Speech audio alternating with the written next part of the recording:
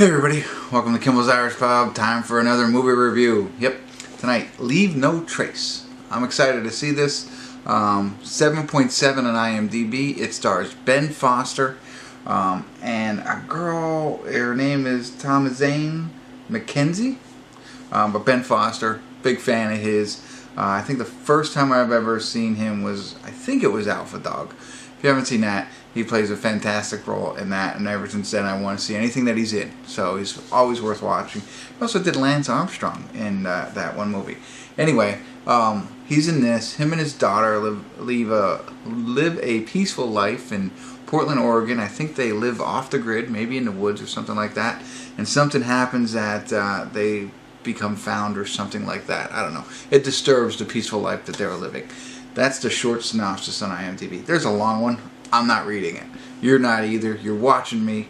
I'm going to watch this, and I'm going to tell you what it's really about and see if it's worth watching. IMDb 7.7. If I haven't told you already, I don't know the last time I've been able to watch a movie that had that high of ratings that wasn't The Avengers or something like that.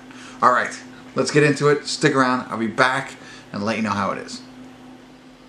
Hey everybody, time for a quick check-in. We're watching Leave No Trace. We're at the 43-minute and 20-second mark. And what do we know so far? So we know, as I had mentioned in the beginning, a father and a daughter live in the woods. Actually, it seems like it's in State Park.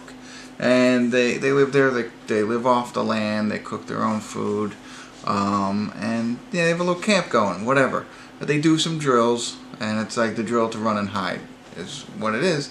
And he seems to be a veteran of the military, and because there's one scene where he goes to get pills for PTSD, but then he takes them and sells them for money. So that's how they kind of make some money if they ever need to buy certain things, rather than just living off the land.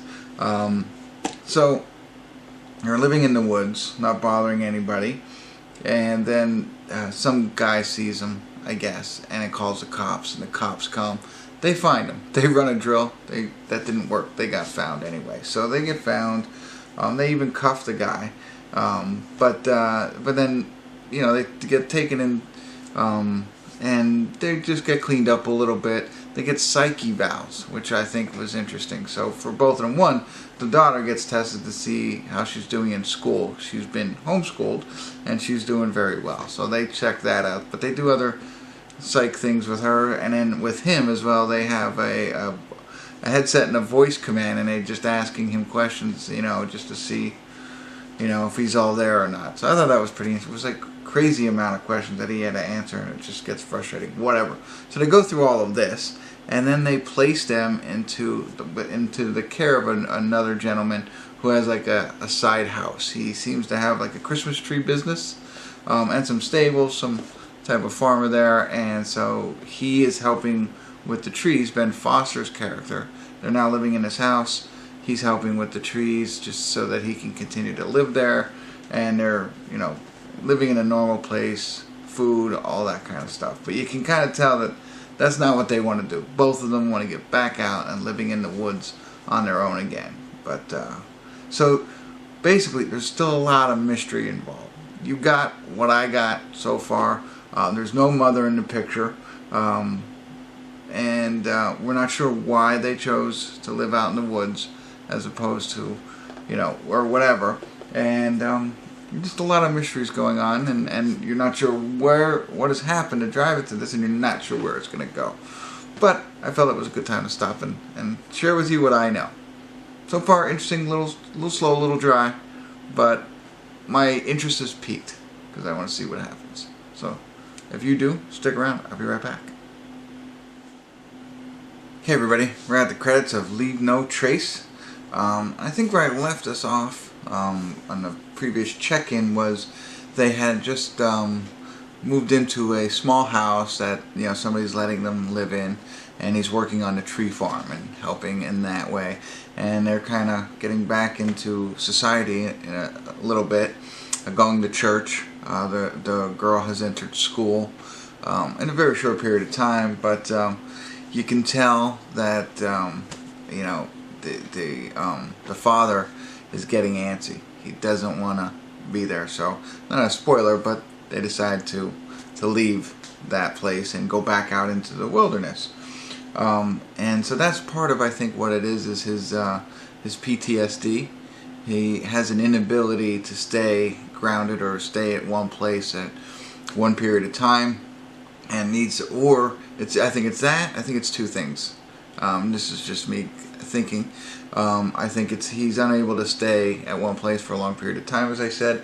I also think he lacks the ability to stay in a social environment and interact with others on a consistent daily basis.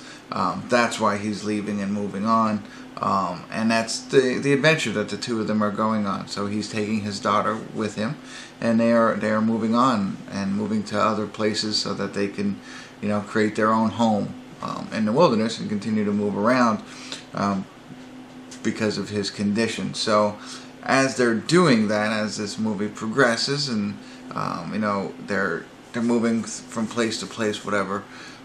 You could see one thing that I thought was interesting. I'm trying to say all this stuff without giving you any spoilers, but there's another situation or instance of the people helping.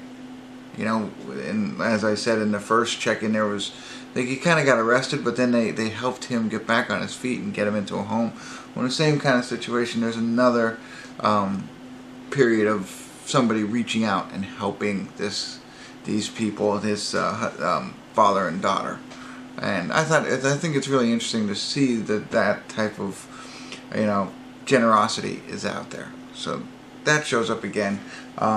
But still, I think the underlining thing is that he can't stick around, and he can't be around people. So as they were in the first place, the daughter really starts to socialize with other people. She meets a boy for a small period of time, nothing crazy. She's getting into school, so and there's a little bit more modern convenience for her, and you could tell that she's starting to think, well, maybe it'd be better to live in society rather than out in the wilderness. Not that she would go against her father, but you see the mindset starting to change. So that's where basically the rest of the movie is going to come in, is like, are they going to move back maybe into society to help with her and what she wants, or are they going to continue to live in the wilderness, which is basically what he needs because of his PTSD. So interesting topic, but a little boring and drawn out and dry for me. Not that doesn't make it a great film or a good film. It's just there are aspects that I look for in a movie that I really enjoy. So it was good, but those things bring it down for me. And I think others might really enjoy the way that the film was created and how it was produced and stuff like that. So definitely interesting for me. I gotta go with a 6 on my taste alone. I thought they did a great job. I like the girl in it. I thought she did a fantastic job of acting as this little girl who's being raised in the wilderness. And so then so that's all I got. I don't want to go in any more. I think it's interesting. I think it's worth watching for sure.